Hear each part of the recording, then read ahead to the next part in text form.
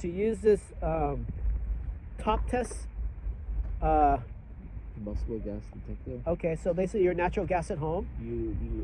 Everything you have to be calibrated first. So you press the power button. Okay, the red button. And the bar goes up. That means it's calibrating. It will calibrate for 30 seconds. It will beep one time. Yep. And then that's when it's done calibrating. It will stay at the lowest bar. Got it. That's when you can put it test. next to the. If you want to test if it's working, go to your stove and make it. Get some gas. Get some gas and make sure it's working. Got it. So once it beeps over there, that means you know it's actually picking it up. And then this S symbol. Oh, there it goes. It's beep now. This S symbol means it's sensitive.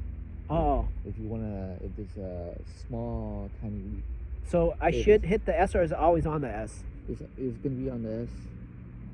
So if I turn it off, it'll be less sensitive. Yes, less sensitive. To do a larger area. Yeah. So what model is this one? X003B4DDSJ. Got it. Yeah. Cool. So you can give it some gas in the stove and make sure it confirms it's. And this is different from BGD because the way it calibrates different? Yeah, from a professional tool. Okay.